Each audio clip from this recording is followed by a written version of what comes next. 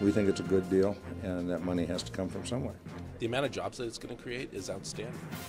Lawmakers are making a last-day push to balance the state's budget, including a bill that would fund its construction projects.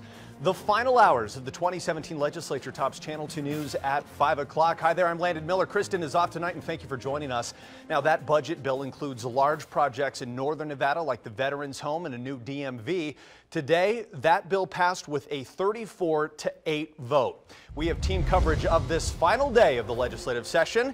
Ryan Canada is there following up on taxing marijuana sales, but we're going to start with Paul Nelson with details on a big budget item. Paul.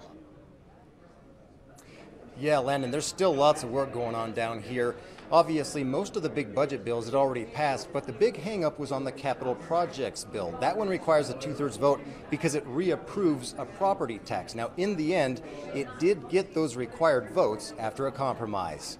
Now, the construction bill includes more than $350 million of funding. That includes a new engineering building at UNR, a Northern Nevada Veterans Home in Sparks, and a new DMV in South Reno. Lawmakers say the bill is critical to take care of the state's infrastructure and create jobs. These are all things that we've been working on all session long, and so for it to be moving forward is really exciting. The bill passed after a compromise between Democrats and Republicans who said they would not vote for a budget without education savings accounts. Instead of giving some families the ability to use state money to go to a private school, lawmakers added the amount of money in opportunity scholarships for low-income students to choose their schools from $5,100 per student up to $7,800. It's certainly a step in the right direction. It's not the entire package that we were hoping for, but it's something that everyone can get on board with. Now, ESAs obviously aren't going to be part of the budget this time, but Republicans say it is part of the law, and they plan on working towards getting it funded in the next legislative session. Covering the 2017 legislature live, Paul Nelson, Channel 2 News. All right, Paul, thank you. And it was not just the CIP budget that passed through the Senate late last night.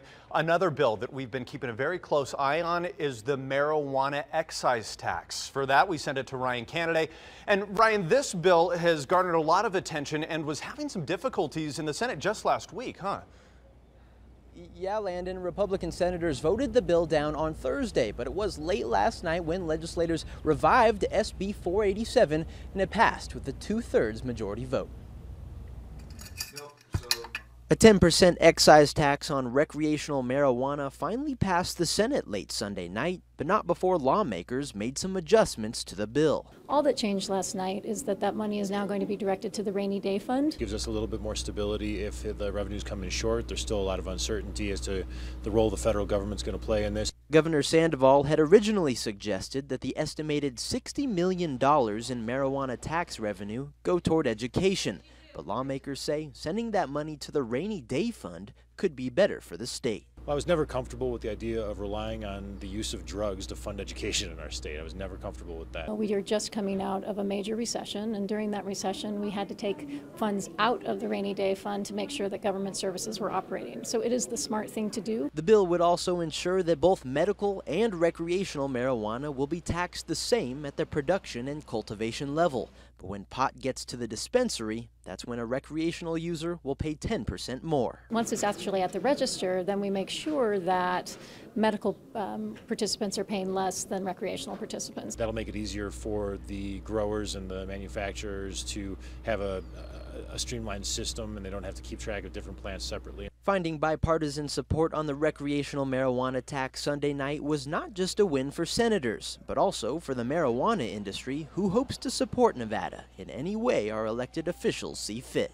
To get a successful recreational program off the ground was an integrated tax policy. So we're not going to be the highest tax marijuana in the country, and we're not going to be the lowest. Nevada's going to be right in the middle of the pack. And Senate Bill 487 passed through the Assembly floor just over 2 hours ago. That bill will now go back over to the Senate before it heads over to the governor's desk. Covering the 2017 Legislative Live, Ryan Canada, Channel 2 News.